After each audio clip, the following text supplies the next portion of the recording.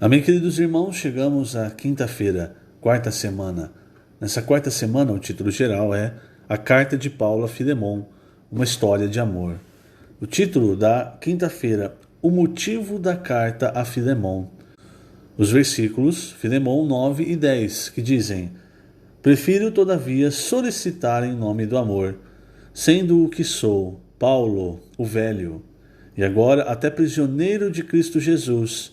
Sim, solicito-te em favor de meu filho Onésimo, que gerei entre algemas. Senhor Jesus, obrigado por esse dia, amado Senhor, por tua misericórdia que nós nos levantamos, por tua graça que nós avançamos. Senhor, também por teu amor. O Senhor fez tanto por nós. O Senhor foi à cruz por cada um de nós. E ainda assim, mesmo nós tendo a obrigação de te servir, o Senhor nunca nos obrigou. Pelo contrário, o Senhor nos solicitou em nome do amor, nos constrangendo com tudo que o Senhor fez e tudo que o Senhor está fazendo em nossas vidas e tudo que ainda o Senhor fará. Obrigado, Senhor. Obrigado, pois do Senhor flui o amor, flui o ágape, para que nós amemos uns aos outros, não com a nossa força, não com o nosso amor limitado, mas com o que vem do Senhor. Por isso nos ensina, nos aperfeiçoa no amor, Senhor, para que nós expressemos quem Tu és, o que o Senhor fez e tudo que o Senhor tem nos dado, toda a riqueza que o Senhor tem nos dado através de Tua palavra. Obrigado, Senhor. Obrigado por tudo. Jesus é o nosso Senhor. Muito bem, irmãos, de quinta a domingo, então, nós mergulhamos na Epístola de Paulo a Filemon, fechando essa série do Alimento Diário de Colossenses, que tem como título geral Cristo, o centro conector da obra de Deus. Vamos lembrar, irmãos, Filemon, ele era de Colossos, provavelmente um dos responsáveis pela igreja em Colossos. Em Filemon, naquela época, havia o sistema escravagista, não era bem como houve aqui no Brasil. Naquela época, os povos que eram conquistados, principalmente pelo Império Romano, os que sobreviviam, eram levados cativos. E os cativos que não serviam ali ao Império Romano, ao imperador, enfim, eles eram vendidos como escravos. E os escravos, eles trabalhavam desde na questão da lavoura, no serviço de casa, enfim. E Onésimo era um escravo de Filemon. E em determinado momento, irmãos, ele foge. E nós entendemos pelas palavras de Paulo na carta a Filemon que ele pode ter trazido mais prejuízo a Filemon do que simplesmente a sua fuga, não é? Provavelmente ele pode ter defraudado Filemon a fim de conseguir sobreviver, porque nos versículos 18 e 19 de Filemon, Paulo diz assim: se algum dano te fez, ou se te deve alguma coisa, lança tudo em minha conta. Então esse é o apóstolo Paulo, irmãos. Veja, o amor. Esse é o amor ágape, irmãos, porque é o amor que você se entrega. O amor que nós estamos acostumados é o amor que dá tudo para nós. Então esse amor, ele é ciumento, ele é invejoso, não é? Aquele que Paulo fala do ágape em 1 Coríntios 13, fala que o ágape não arde em ciúme, ele não se ensoberbece. Então hoje nós vemos aí as pessoas no mundo, irmãos, com o amor que a pessoa fala, não, eu amo, mas esse é um amor que maltrata, que chega até muitas vezes a matar a pessoa. Quantas vezes nós já ouvimos essas histórias? Esse é o amor humano. E mesmo o melhor amor humano, que seria o amor de uma mãe por um filho, de um pai por um filho, você também vê, irmãos, problemas. Muitas vezes, problemas relacionados a ciúme, egoísmo. Agora, o amor ágape não, irmãos. E é esse amor que fluiu de Deus e que estava fluindo de Paulo para constranger Filemon a receber de volta Onésimo. Bom, eu adiantei um pouco a história, deixa eu voltar para a explicação. Então Onésimo, irmãos, ele foge e ele vai para Roma e talvez tenha acabado os recursos de Onésimo, a gente não sabe como, mas A gente não sabe se ele foi procurar Paulo, conhecendo Paulo, já tendo ouvido falar de Paulo, ou se ele, pela intervenção de Deus, ele encontrou com Paulo. Fato é que, de repente, ele está ali com Paulo, na prisão. Paulo, você deve se lembrar, essa prisão que nós estamos falando é a prisão em Roma. E essa prisão ele tinha liberdade, ele tinha uma casa alugada, então ele tinha liberdade para receber pessoas. Ele não tinha liberdade para ficar saindo, para ficar, né? Mas ele tinha liberdade de receber pessoas, de pregar o evangelho. E ali, irmãos, Onésimo se tornou uma pessoa que recebeu o evangelho, se tornou um filho de Paulo, como o próprio Paulo disse: solicito-te em favor de meu filho Onésimo, que gerei entre algemas. E Onésimo passou a servir Paulo. Veja, não é mais como um escravo, como alguém obrigado, mas também pelo amor, pela gratidão, pelo apóstolo Paulo tê-lo recebido, pelo apóstolo Paulo tê-lo alimentado, pelo apóstolo Paulo ter pregado o evangelho para ele. Só que chegou um momento, irmãos, Paulo, ele sabia, ele não podia, ele fala: o meu desejo é permanecer com ele. Ele fala isso no versículo 13. Eu queria conservá-lo comigo mesmo, para em teu lugar me servir nas algemas que carrego por causa do evangelho. Então, Onésimo era muito útil para Paulo. Só que Paulo sabia, irmãos, infelizmente naquela época Onésimo era uma propriedade de Filemão. Então Paulo sabia que ele deveria comunicar, embora agora Onésimo fosse um irmão, um filho de Deus, ainda por causa dos costumes, ele tinha que comunicar a Filemão, e Filemão deveria decidir se ele ia permanecer com Onésimo, se ele ia enviar Onésimo de volta ao apóstolo Paulo. Então, quando Paulo escreve a carta aos Colossenses, ele escreve também essa pequena carta a Filemão. E quem leva a carta é Onésimo. Tíquico e Onésimo levam a carta aos Colossenses, e aí Onésimo entrega a carta a Filemão, e ali Paulo, então, ele desenvolve a explicação a respeito do que aconteceu, e ele faz um pedido.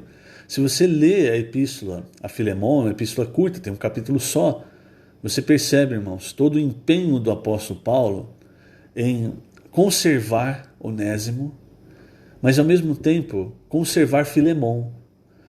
No versículo 8, Paulo ele chega até a dizer assim: pois bem, ainda que eu sinta plena liberdade em Cristo para te ordenar o que convém. Isso porque, veja só, irmãos, uma coisa é o que convém, outra coisa é como as coisas são feitas. Por quê? A partir do momento que Onésimo se tornou um irmão, e Filemão também um irmão, ele não poderia ser recebido novamente simplesmente como um escravo e passar as situações que um escravo passava. Então é isso que Paulo fala, por isso que Paulo fala: olha, recebe-o como um amado irmão e fiel, irmão amado e fiel. Então ele queria mudar a situação de Onésimo. Agora, uma coisa é o que convém. Olha só o que Paulo diz: prefiro, todavia, solicitar em nome do amor, sendo o que sou, Paulo o velho, e agora até prisioneiro de Cristo Jesus.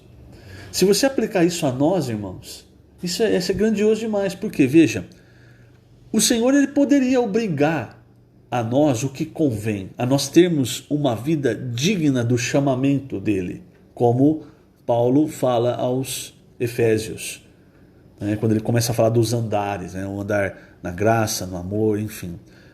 O Senhor tem esse direito, o Senhor morreu por nós, então ele poderia nos obrigar a viver como convém. Mas ele não faz isso. Ele faz exatamente, irmãos, como Paulo fez, que na verdade Paulo aprende isso do Senhor. Ele solicita para você em nome do amor.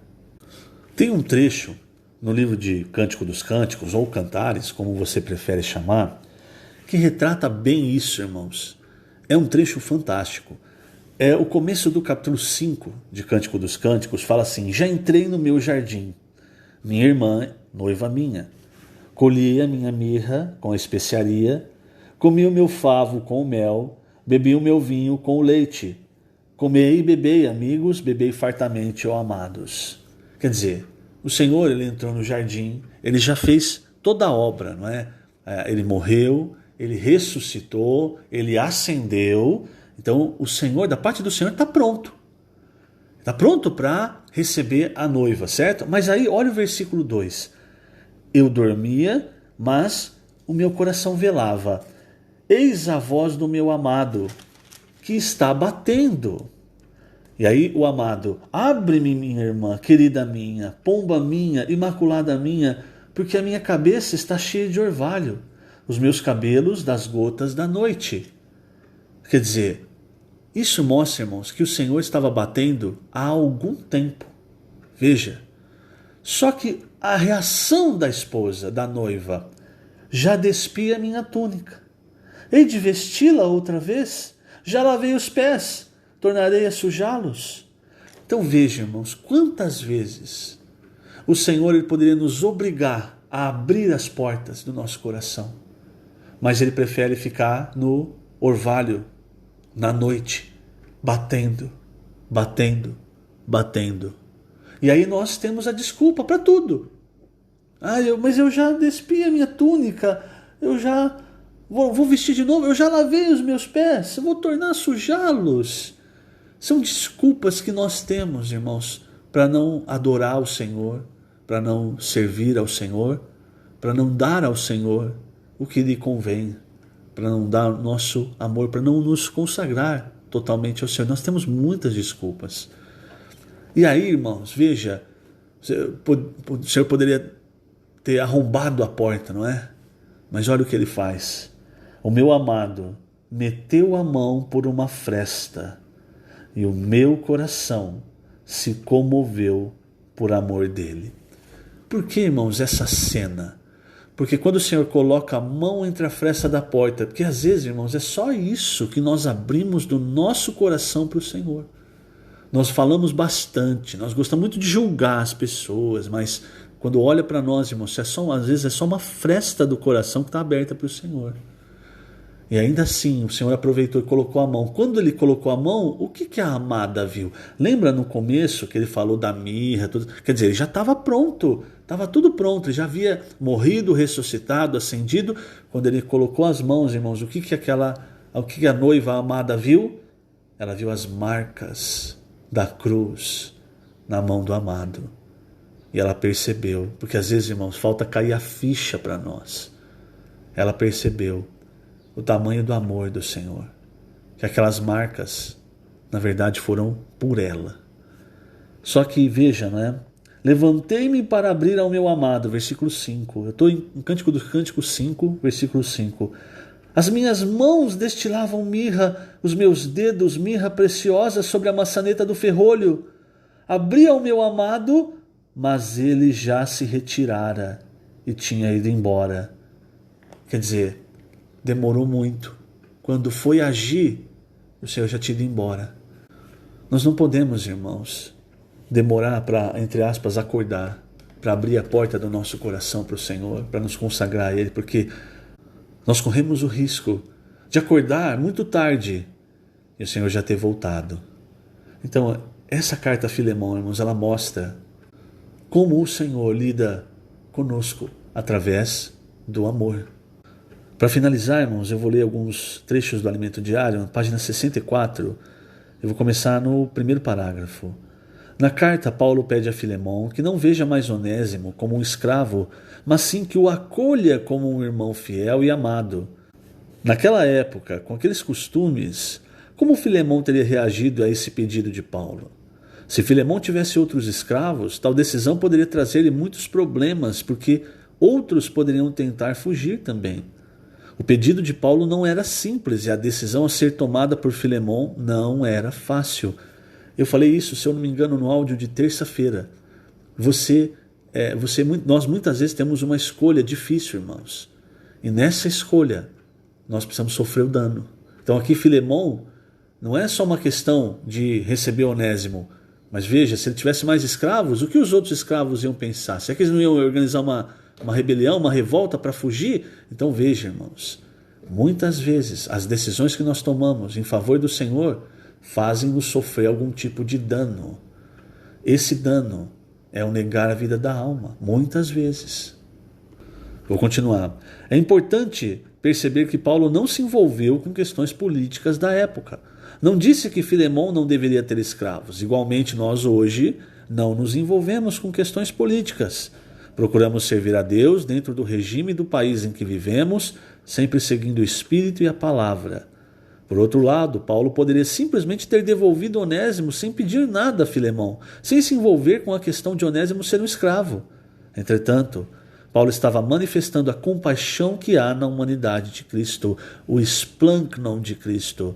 Também precisamos manifestar essa compaixão dentro de nós para com todas as pessoas, independentemente de sua classe social. Então veja, irmãos, aí nos lembra o esplancnon de Cristo, que é aquele sentimento que vinha das entranhas de Cristo, de compaixão, de amor, de se sacrificar pelas pessoas. Então nós vamos ver mais sobre essa carta a Filemão, ainda amanhã, sábado, domingo. É uma carta muito rica, essa semana está muito rica. Mergulhe nesse conteúdo e o Senhor ainda vai falar muito com você.